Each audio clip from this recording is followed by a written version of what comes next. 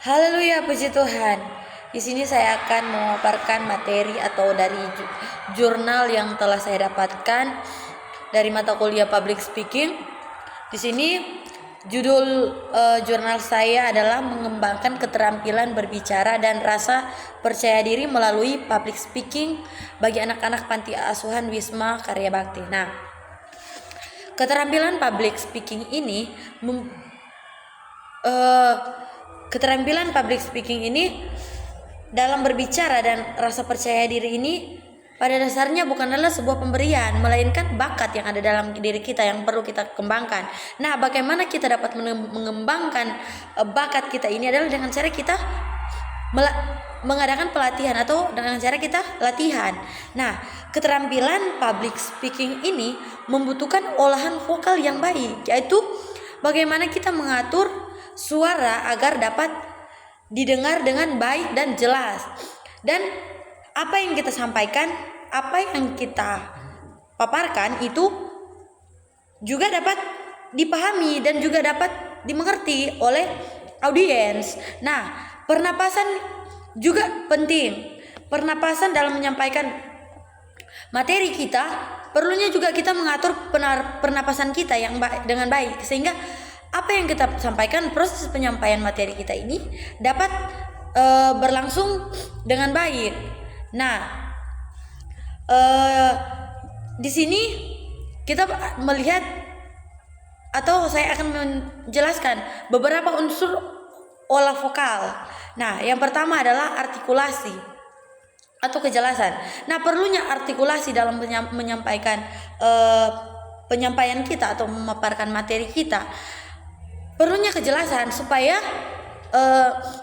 apa yang kita katakan, apa yang kita sampaikan itu jelas, mudah dimengerti juga, mudah dipahami, mudah diterima oleh audiens. Nah, yang kedua adalah intonasi, tinggi rendahnya nada suara kita, dimana kita tahu memposisikan suara kita, nada tinggi rendahnya suara kita di momen mana yang pas untuk kita menaikkan suara kita, di momen mana kita merendahkan suara kita. Nah, yang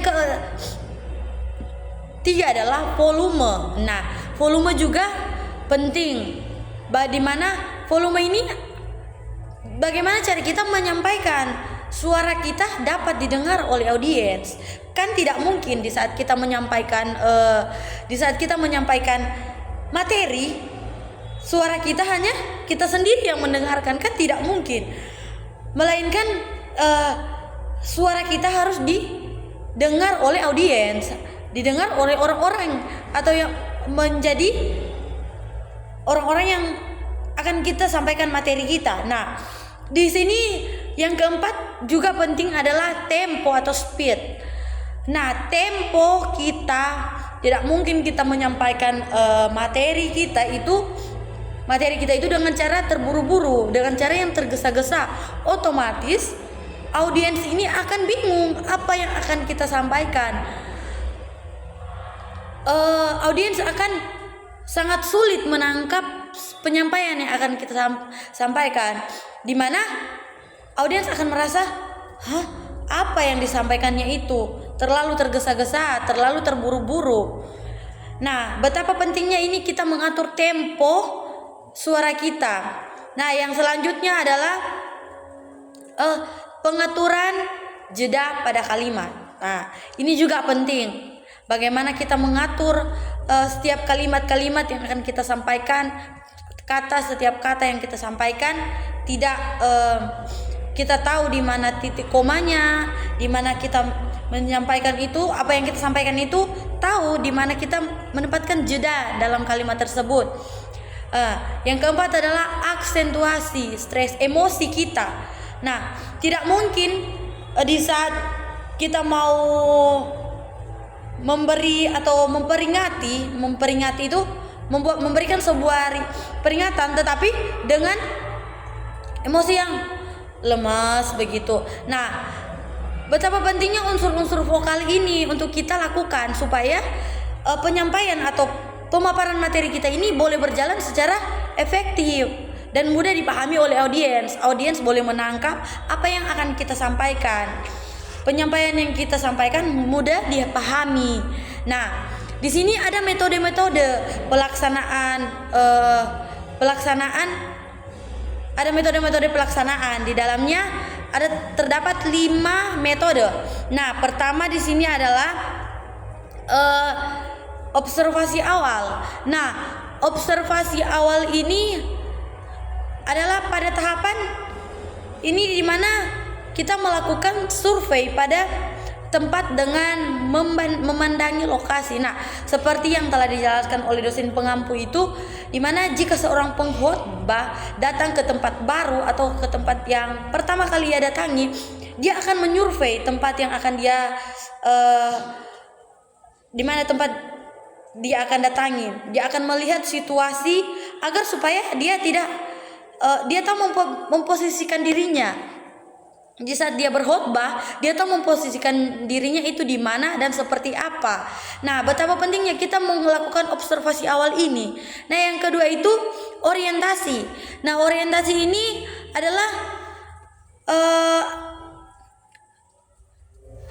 penanggung jawab program. Nah, penanggung jawab program ini akan melakukan orientasi langsung dengan cara memberikan pertanyaan. Dengan cara memberikan pertanyaan-pertanyaan untuk pemanasan. Nah, hal ini dilakukan untuk melihat tingkatan kepercayaan diri dari yang mereka punya. Bagaimana untuk berbicara dan dapat menyampaikan gagasan atau ide mereka di hadapan banyak orang atau di hadapan audiens. Nah, perlunya kepercayaan diri, berorientasi akan ada pertanyaan-pertanyaan yang akan disampaikan untuk melihat kepercayaan diri dari anak tersebut supaya mereka boleh berani menyampaikan ide-ide atau gagasan-gagasan mereka di depan banyak orang atau di depan audiens. Nah, yang selanjutnya adalah pengenalan materi. Nah, penting sekali kita harus mengenali materi kita atau memahami materi kita. Nah, memberikan materi dengan menyesuaikan audiens. Dengan menyesuaikan audiens ini, pembawaan materi yang kita